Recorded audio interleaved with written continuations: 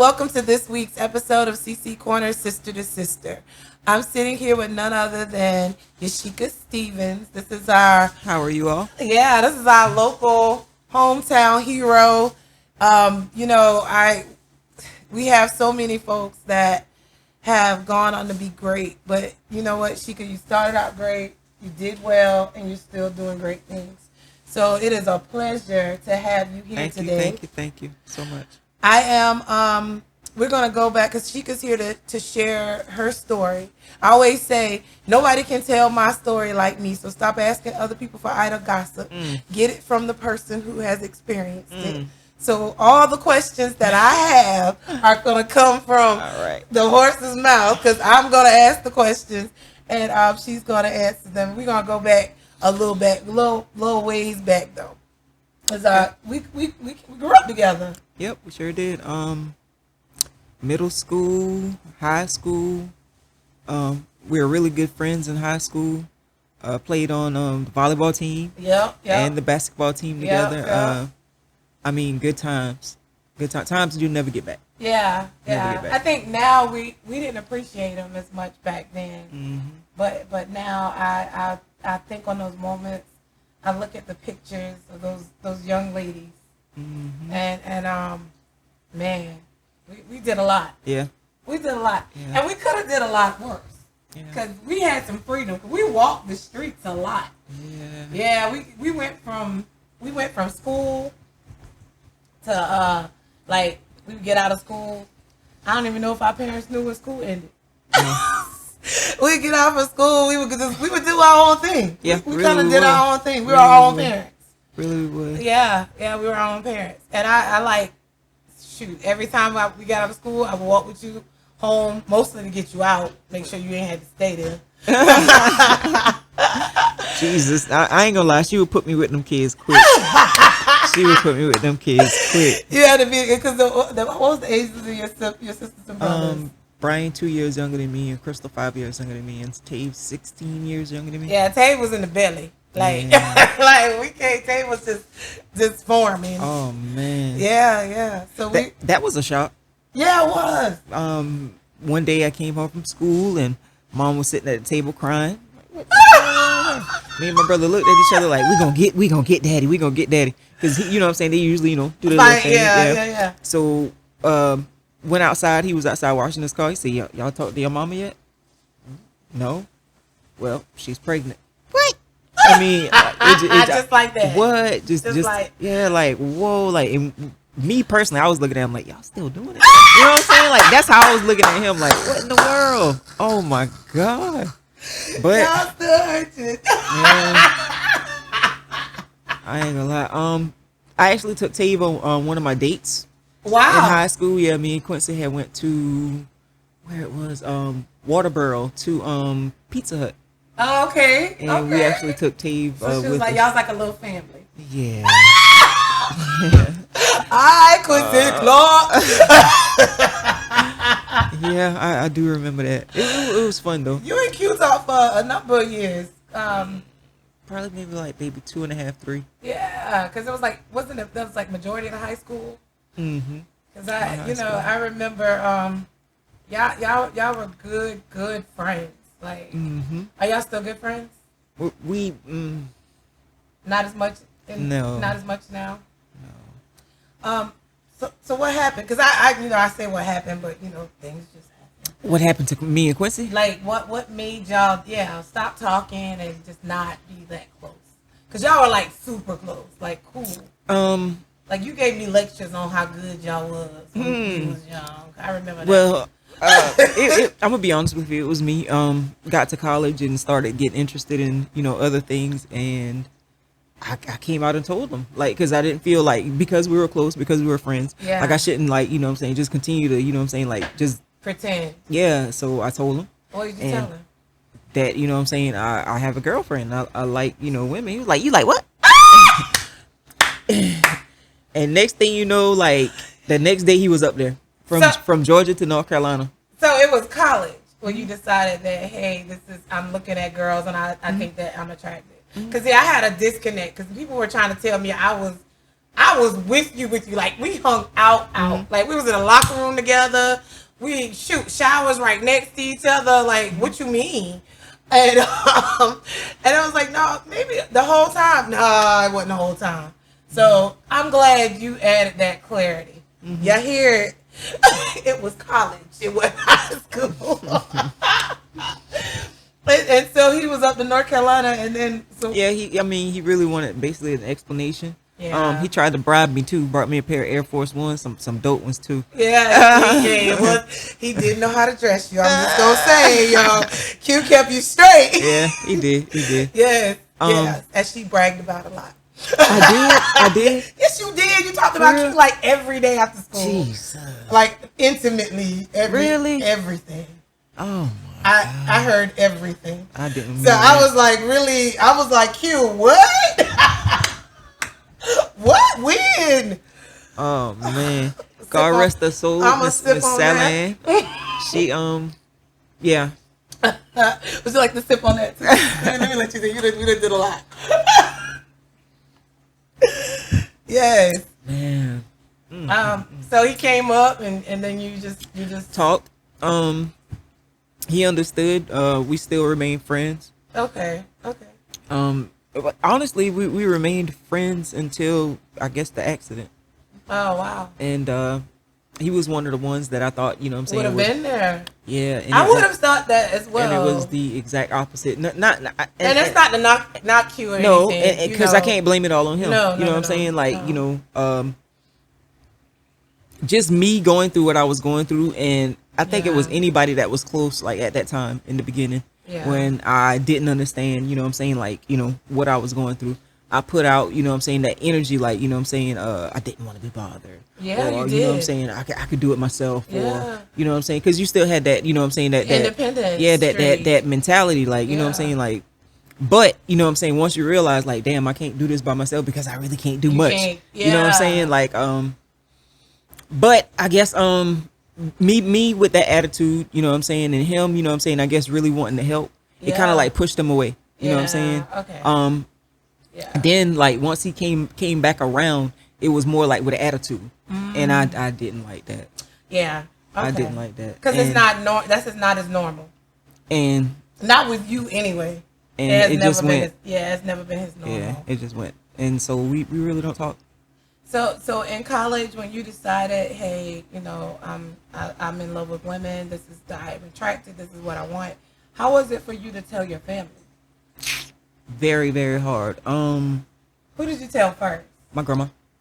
Interesting. Wow. I mean, she was the easiest one for me to talk to. You know. Obviously, Crystal. Yeah. Then Daddy, Mama. Daddy really, if he had an opinion about it, he really didn't, you know what I'm saying, voice it like that. Yeah. It is what it is, and I think he was attracted to half the girls I was bringing home anyway. Love some Kirk. Mom didn't take it that well though. I don't. Yeah. I can see that. She didn't talk to me for a while. Yeah. Then finally with what I'm saying, everybody I guess telling her, you know what I'm saying, you're just gonna have to, you know what I'm saying, like deal with it if you love her. Yeah. And she came around. Yeah. Came around. Because I remember asking you, and you just flat out told me no. You remember that conversation? You remember me asking you? It was long before you came out, and I heard it, and I called you up because you're my dog. Where was I in college during this time? You were, but we hadn't seen each other in years. And I heard it, and I was like, nah. And you was just like, no. I guess you feel like that ain't none of your business. But that's just how much love I had. I don't remember that. Exactly. And then when you came on the book, I was the first one to love on it because I wanted you to know, no matter what your status, no matter what your situation, I love Yaschico. So it didn't matter what you do in your bedroom, it ain't got nothing to do with me because I ain't in there. But I always will have love for you, and I'm gonna always be there for you. And when the accident happened, you pushed me away again, so that's why I identify with what you just said with Quincy. What did I do during the accident? Okay, so after the accident, I reached out to you, and I was like, we do stuff in the yard all the time. Let me come pick you up. Oh, no. Let me come get you. I was and you was like, yeah. no. I was too messed up You was like, no, because you just don't understand and you just don't know. And I'm like, Shika, like I'm a caregiver. Like I pick people up all the time. I'm always doing like, no. And then you was like, first you agreed and then you came up with an excuse and you backed out of it. And I was like, with time, she gonna come around. Yeah, I was too tender. So today means a whole lot to me. And then I see that because I see your reservation.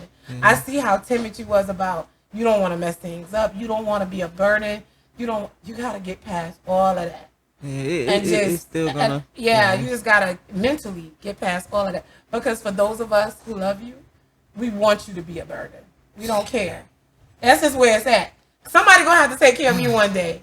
And I need them not to care that I'm going to knock stuff over. Or I'm going to need them to give me a sippy cup or feed me. I'm going to need them not to care. So I know this. And as we're getting older. Go ahead. Like that burden thing, it is a lot because of, you know, my situation, what I'm going through. Yeah. You know what I'm saying? Like, but you do know you're not really. That's not how I felt. You feel it. Yeah. But that's not what you are. It's an honor to take care of the people that you love. That's a caregiver's honor. To take care of somebody and be there for somebody that they love. We wouldn't offer if it wasn't in our hearts. It's not to be documented. There's so many people that I've been with in their lives, so many things that I've done that I will never speak on because that's not why you do it. You do it because it's in your heart and you got the heart. So I recognize it in Quincy. So I understand it in others. So you just got to be in a place where you're receptive. And you know, just that there are a lot of good people that are gonna just want to make sure you're good because you were cool with so many. Like everybody loves Shika. I was not the favorite person, but you were one of the favorite people. Everybody loved you. So you know what I'm saying? Like when we look at your highlights and we look at how well you did playing ball, be it volleyball or basketball, how well you were. How good you were, and the fact that spirit is still in you. It's there somewhere. And you reach that spirit. You just gotta find a different way to channel it. And it's gonna be your own little. It's your own little thing. You gotta figure. That's really your hurdle. Is how do I get the me that's in me out? Because right now it feels like I'm trapped in a shell. Yeah. How do I get that out? Yeah, and it's gonna happen. It's gonna happen. You're gonna find your niche, and you're gonna grow your wings, and you're gonna find that space for you to just move and be true to who you are. Because at this place in our life, at this age, that's what we gotta do. We gotta be true to who we are.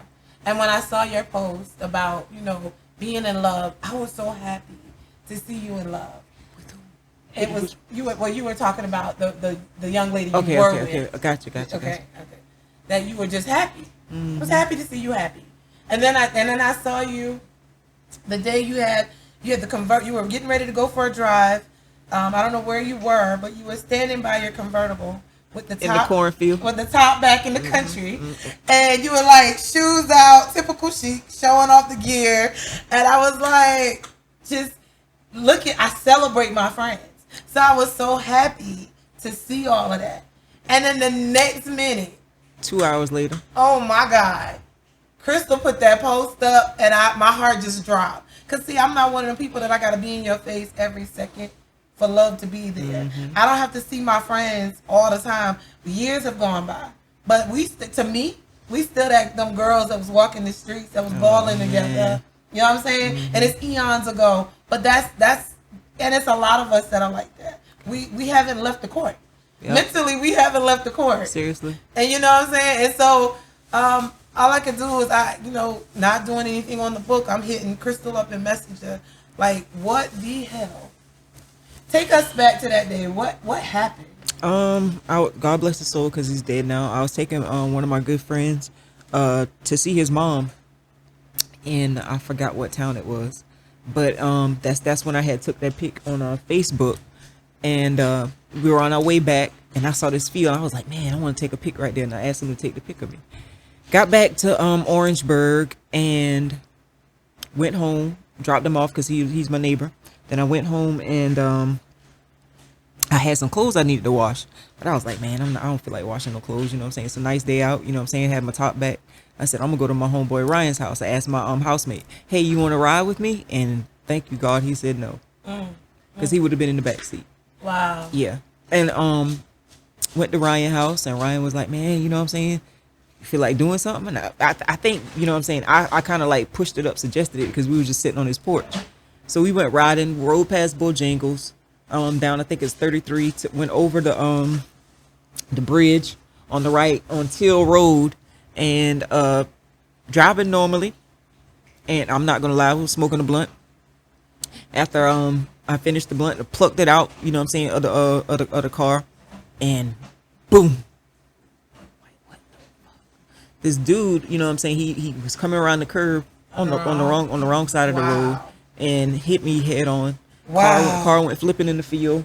Ryan, who was my passenger, you know what I'm saying, he pulled himself out, and he tried to use his phone, and I'm trying to move, like, oh shit, I can't move. Wow. And I just kept saying, Ryan, I'm fucked up. Ryan, I'm fucked up. Wow. And I said it so much, he was like, please stop saying that, stop saying that. I said, I'm fucked up, like, I cannot move. Yeah. And so he tried to use his phone, he couldn't. He Sprint couldn't work in the trees. So he came, I said, well, get my phone, it's in my pocket, it's in my pocket. He went in, he grabbed my phone, and he went back, you know what I'm saying, where he was, and he started calling everybody. Yeah. 911, my mom, I mean, just everybody. And just so happened that during that time, the girl that I was dating, her mom was coming down that same road. Wow. And she said her heart dropped. When she saw my car, her heart just dropped, like, oh. You know? And I was airlifted to Richland Palmetto, emergency surgery, broken neck. My right leg was broken in 5 places. I had liver lacerations. Had 2 fibroids that had bursted that I didn't even know I had. All kind of stuff, man. Like, just all kind of little nitpicky, you know what I'm saying, little injuries. It took me basically like 3 months to heal, to the point where I can go home, and I wished I was back in the hospital, because that's when the real pain. Oh my God. And see, what I did was, because I was hearing so much about, you know what I'm saying, like Percocets and Oxycontins and all that stuff. Be addicted? Nope. And they had me on everything. Yeah. So I told them once I got home, don't send me no more of it. Yeah. Don't send me no more of it. I did the same thing. Yeah, so I so know the feeling. I dealt with the pain, you know, off of Tylenol and Aleve, and you know what I'm saying. Girl, I went through it. Yeah. But moaning myself to sleep, the constant, you know what I'm saying, peeing on yourself, just a lot. I went through like a whole lot, and it's like overnight I go from being independent, free, oh to my now, God, that was the worst. Having to depend on everybody. Yeah. That was the worst, for drink, for food, for if I had a boog in my nose, if my ears were itching, to use the bathroom, both, you know what I'm saying, every way you can think of, you know what I'm saying, to wash. Man, my leg, I had that X fixture on my leg, that's the rod on the outside, for like 4 months, which means I could only sleep on one side for 4 months. Oh my God, that was the worst. My little hip was hurt. Wow. Because you go from back on your back to this, to that, to this. And of course, like, you know what I'm saying, the transfers were, oh my God, they had hurt so much. Yeah. Because I wasn't being worked out like that. So my body was like real stiff. Yeah. Kind of hurt to move it. Jesus, Lord have mercy. This was one of the toughest fights, I think, that I've ever had to fight. And I made it through. A lot of praying. I ain't never prayed so much in my life. I'm happy that I made it through it, because because I didn't think I was. So there were some dark times, like depression.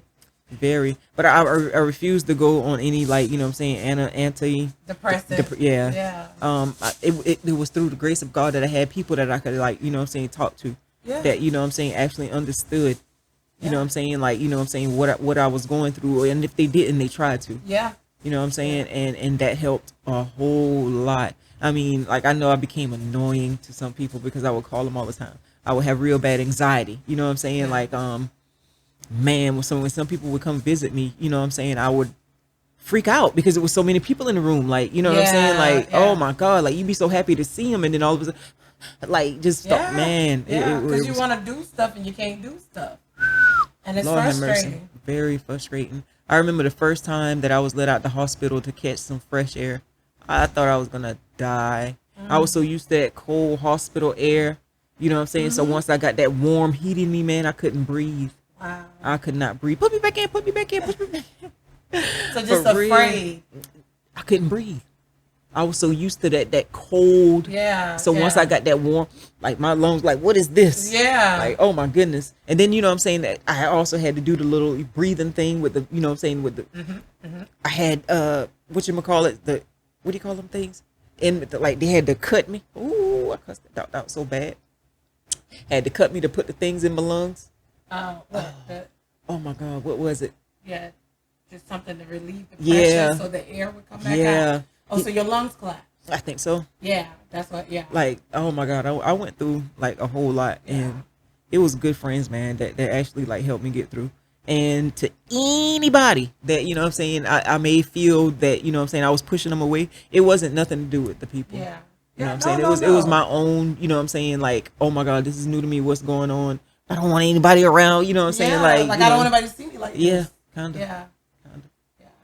I get it. I get it. And really, you don't want people feeling sorry for you. You know what I'm saying? Like, you really don't. And you know, and the crazy thing is, because I know you felt that way, but when I see you, I don't. I still see your strength. It's in your eyes. It's in the fight. The fight that you that you just described. It's in you. It's in your face. Girl. And you know, what we as your friends want to do is just continue to encourage the fight. Because that day could have gone so different. And as bad, as much as you fight and as much as you're going through, and I know that's your fight you're going through, nobody can tell you how you're feeling. We're so happy to have you here. I just remember texting Crystal and crying. And knowing that, you know, our lives had separated so far. I was in Florida, you were there, and I was like, man, what the hell? It happened so fast. Things happen so fast, girl. Like 1 minute you got your friends, you planning, one day I'll go to the reunion. It ain't gonna be the day. I don't feel like seeing them this year. It ain't gonna be the day because I don't feel like seeing them this year. That's why it was my homecoming. Okay, oh my God. All these cackling people, all they gonna do is be sitting up gossiping about people. I don't feel like going through that. And then you start losing the people. Yes. My mom told me this the year she passed. I was in Florida, and she was they were getting ready for her graduation. I mean her class reunion, and she was like, "Cricket, I want to go, and I need you to send me this money." And I was like, "All right, Mom, send it." And she said, "I'm trying not to miss it." And I said, "Mom, why you say that?" She said, "Because you never know what year is gonna be your last." And it just so happened that year was her last. And so anytime I talk to anybody or I think about it, I always hear Mama's words that you never know when. And so for the people that I care about, I try to make it a point and a purpose that my true intentions is that they know my intentions. And it's not for cameras or glory. It is simply so that you know that I love you with the same love that we had on the court. Gotcha. You know what I'm saying? And it's so many of us. When I think about Rhonda, Qiana, Keisha, April, Kim, Rainey, Celeste. I mean, just so many. Kim, the other Kim. Like, so many of us. Like, we went hard for each other. Y'all were my family. My home was so broken. And you guys, without me even knowing it, like, I didn't know it then, but I know it. You were my sisters. You were my family. So to hear that my family is hurt, I hurt. And and what I love about your sister and your brother is I hadn't talked to them in years. But when I came back in and I'm like, what's going on? It wasn't who this is and what she thinks it was they knew the love. They knew the love. And so it just brought me back that it was always out of love. Everything that's around you, I always say you got to love people where they are in life. And it may not be where you want them to be, or they may not behave the way you want them to behave, but it's their way of loving. You're right. You know, and I come from a broken home, so I had to understand that because I didn't understand why they didn't love like me. Gotcha. You know what I'm saying? And like, I'm a passionate, I'm a cancer. I'm an emotional cancer.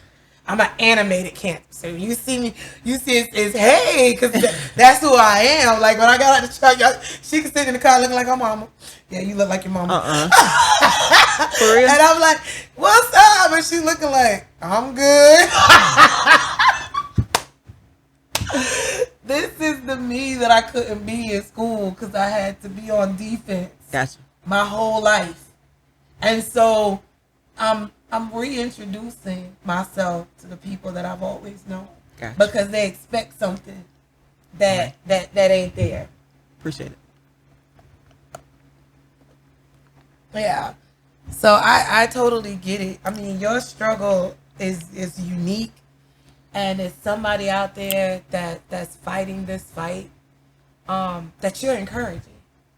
You know, seeing that strength in you that I saw just pulling up today. Gotcha. I think the best thing about this situation was I actually got to do things. I got to live. I got to, you know what I'm saying, all before like this happened. You get what I'm saying? Yeah. Like I'm glad it didn't happen earlier. You get what I'm saying? I appreciate that. I hate it had to happen in my prime, but hey. And you still got so much to do. Yeah. You got so many more to influence.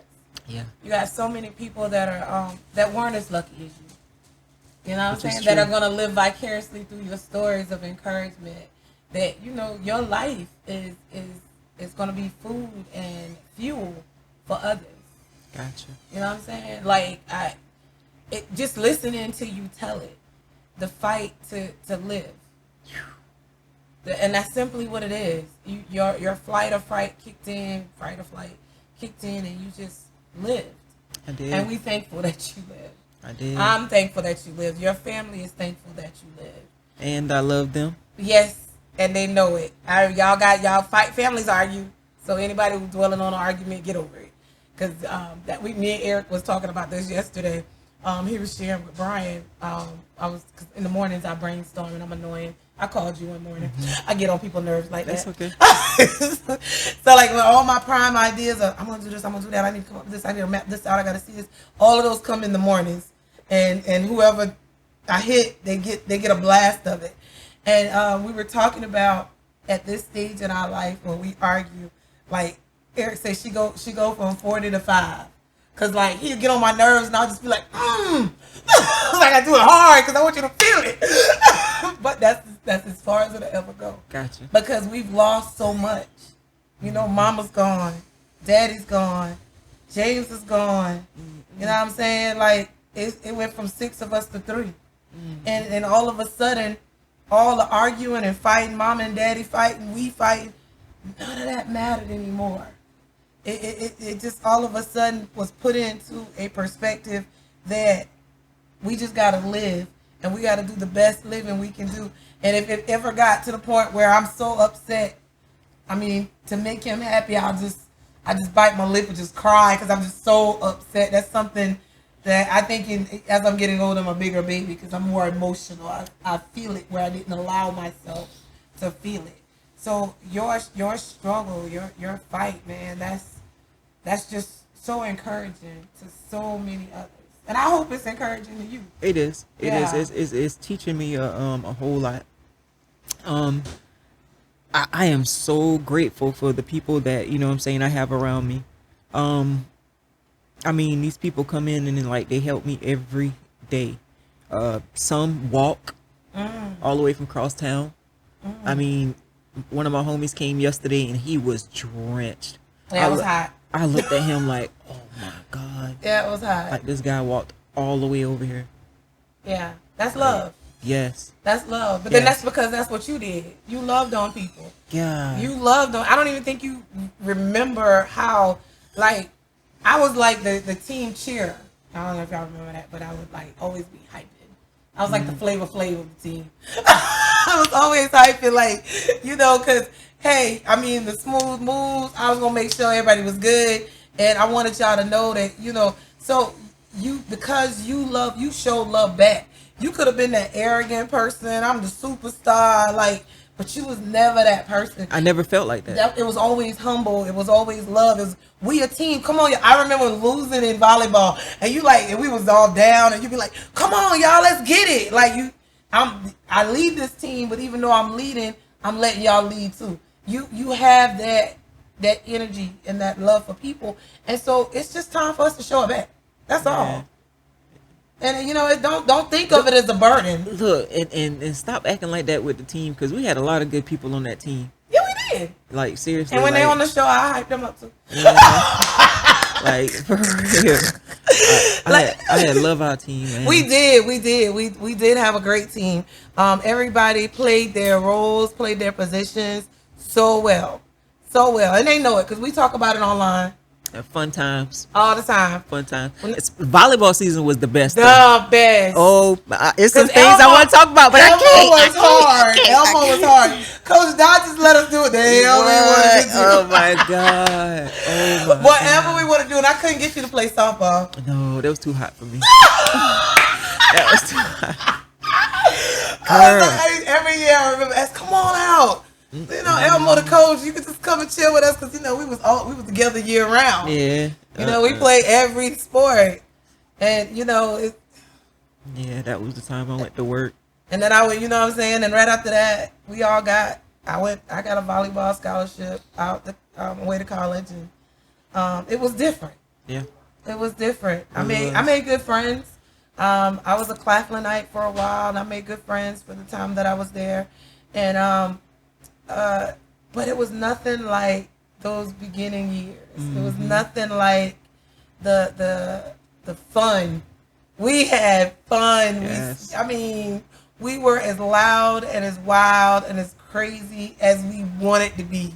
No inhibitions. Nobody to stop us. Right. They never stopped us from acting stupid. No. I was so loud. Now my daughter be loud. I be like, shh. God, dog, boy, why you so loud? I'm right here. Damn. I'm right here. I swear I'm getting old. I'm right here. Shh. Not too loud. But yeah, she getting ready to play soccer this year. I hope if the numbers do well, she'll play soccer. So this will be her first sport. That's good.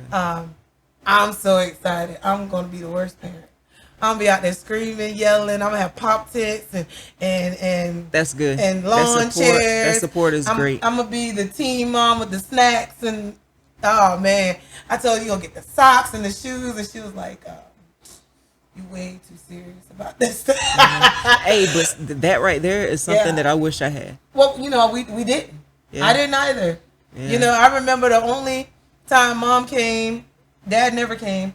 The only time mom came was parents' night when we were getting our awards. Mm-hmm. And she was usually tipsy as hell. So you could smell the alcohol on her when she's hugging people. And I remember thinking, please stop hugging people.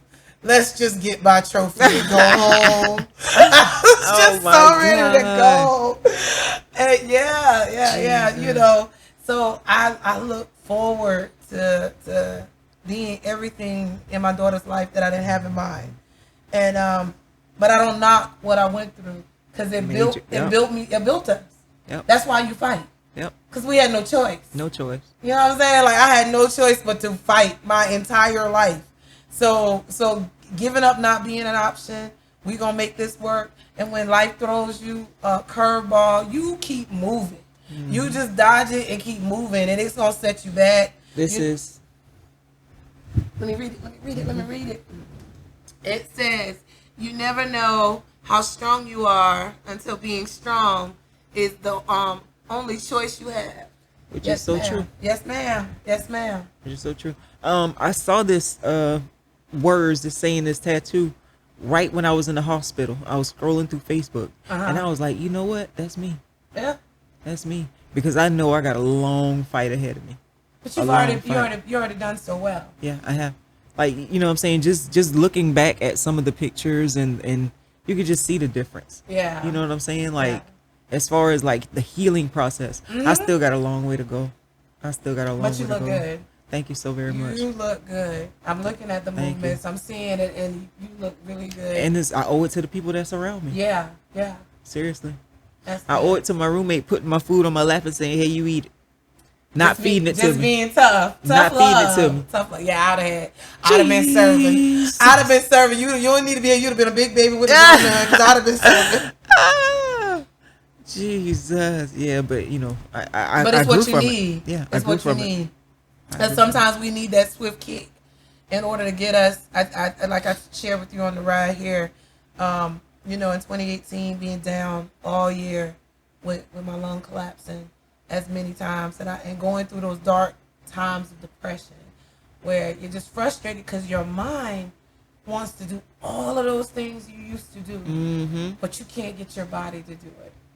And I, Tell me literally about it. laying in that bed Tell me and about it. and not having people to understand because they're so busy doing their own thing and living their life. And I understand, well, it's my life. I can't knock them for Yep. not them for not being you, because you're upset because you would have done it differently. Yep. Oh, girl, you hit it on the head. Had You it hit it on the been head. them You hit it on the and head. not you, you would have handled that situation differently. Totally different. I had to learn. Jesus. You cannot get upset with people for not being you, for not doing it the way you do it. Because I ended up hating the people in my home because I gave my life to them and I dedicated myself to them. And I went through everything I went through on my own. Outside of, well, my sister was there when she got off. And, my brother was there when he got home. But as for just having to go through it, I got home, I had to cook my own meals. They just opened my chest up. I got to cook my own meals. I got to do all of this stuff. And I'm like thinking, like, if it were the other way around, man, they wouldn't have to do none of this. I'd have made sure their clothes were laid out. I'd have made sure that food was done. I'd have made sure that people who needed to be called were called. I would have just delved in. They wouldn't even ask. I'd have just got involved. But that's just my way of doing things. Yeah, I feel the same exact way. Yeah, and so, we just can't, unfortunately, it just ain't going to be the way we... To be honest with you, a lot of people run away. A lot of people, well, I wouldn't say a lot, but some of my closest friends before the accident, which I would call their phones or text them, wouldn't answer, wouldn't text me back, and they didn't want to see me like this. Interesting. Didn't want to see me like this. Some I think just didn't want to, help because they figure you're gonna call and ask them for something. Yeah. I mean, these are the ones that call you all the time. These were the same people that was beating me home from work. They already be at my house. You know what I'm saying? Like, and wow. Yeah, going through this, it just showed me a whole lot. Yeah. A whole lot. Wow. Oh my God. Wow. I couldn't, I cried so much for the first 6 months. It got to the point where I would cry and nothing would come out because I cried so much. Cried to the point where I actually went to the hospital. Picture all of this and then being dumped on top of it. Not being able to get up and go after that person that, you supposedly love or want to be with. You know what I'm saying? To explain, no, don't leave me. You know what I'm saying? You just sitting in a bed and just have to take it. You know what I'm saying? Wow.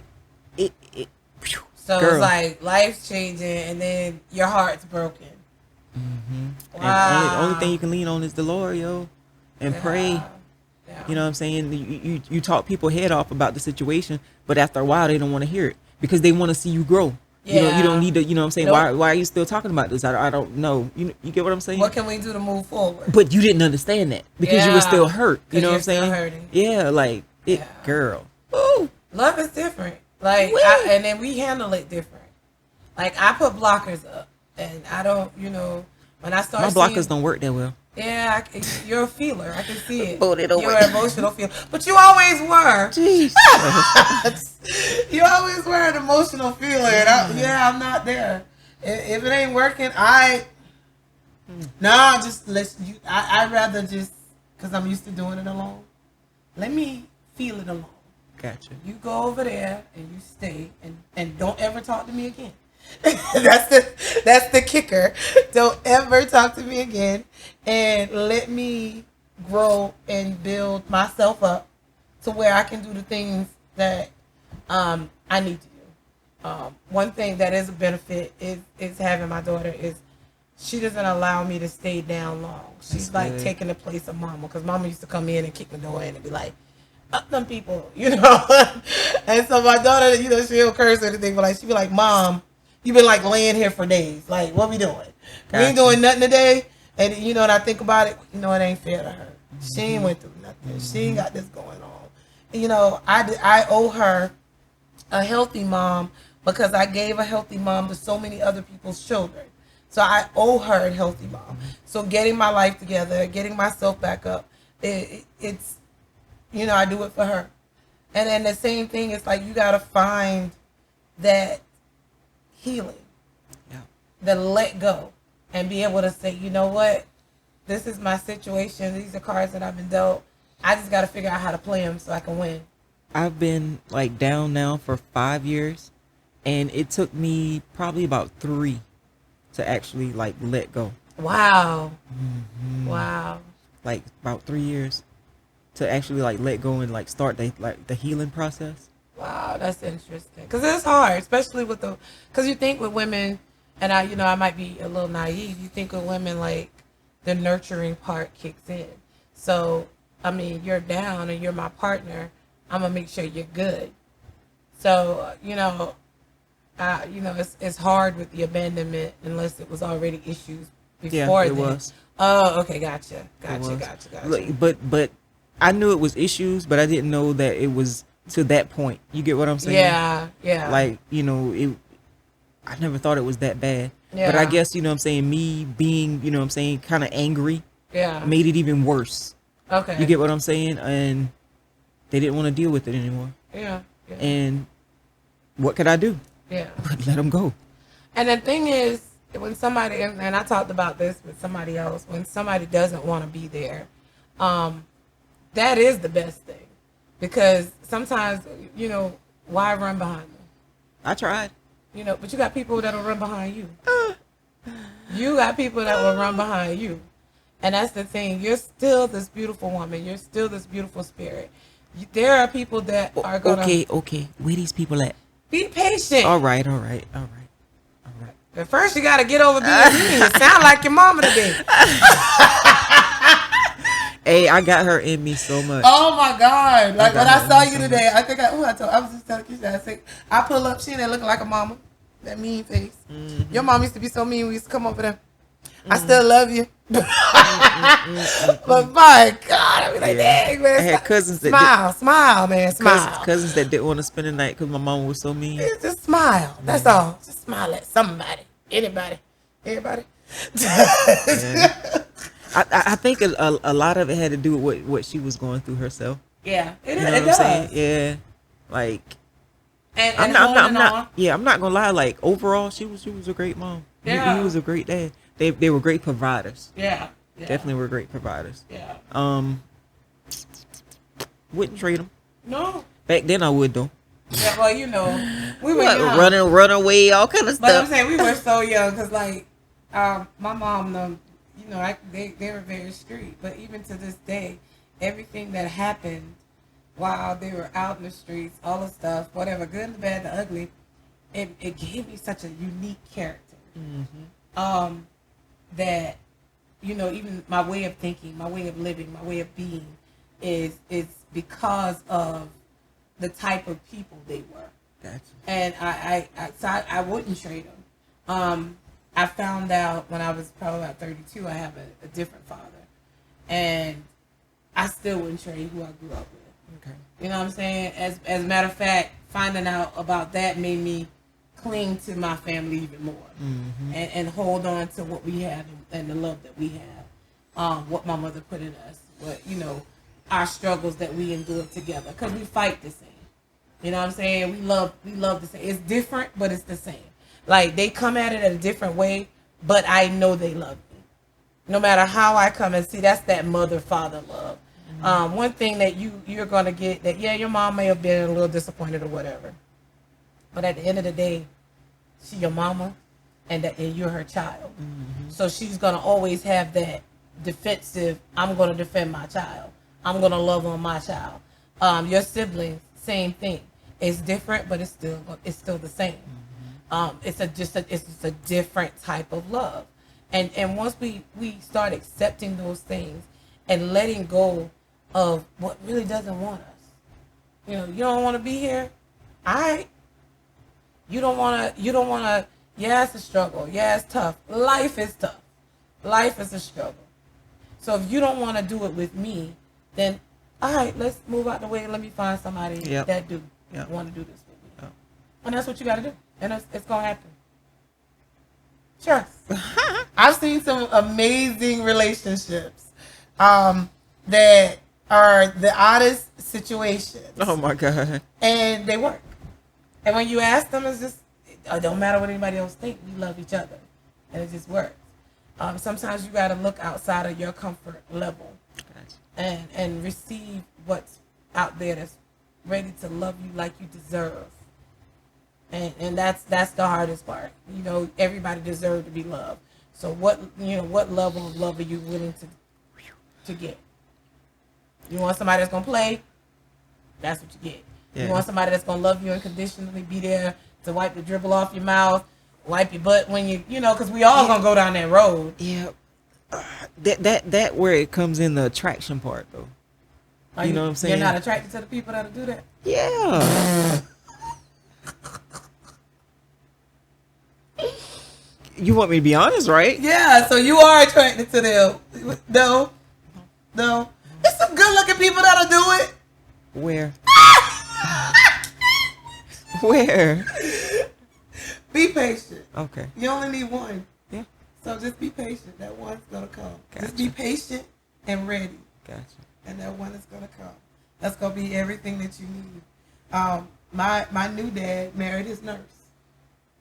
He has COPD. He I developed the rare blood disorder I have. I got it from his side of the family, and so she came through and she was taking care of him, and they hit it off, and they've been married now. They got married the day I had my first lung collapse, so since 2018. So I had that with two of my nurses. Okay. They actually came to my house, and one actually spent the night with me. Okay. But you know what I'm saying? It never really went farther than that. You know what I'm saying? We would talk on the phone. So did you figure out why? Because they were still young and they wanted to play, and the other one was married. Okay, well, the married one we can't deal with, but then the one that was young, sometimes you just gotta give it time. Yeah. If it happened, then it's gonna continue to happen until the right person is there. Okay. Yeah. And don't be so mean, bitter. Them women did not do anything that other woman did to you.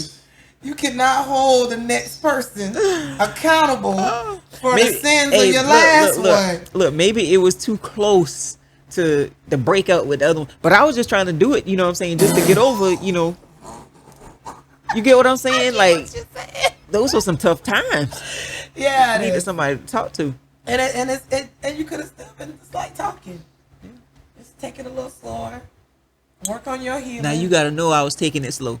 Work on your healing. I was working on my healing. They wanted to work on me. Oh, Lord Jesus. Do you see what I'm saying? In the name of everything holy. Yeah, it wasn't nothing I could do, But I'm saying it was the same thing with my dad. He was like, I don't know. Should I trust this? I don't know. It was like, and I was like, you're at mercy. You're. Yeah.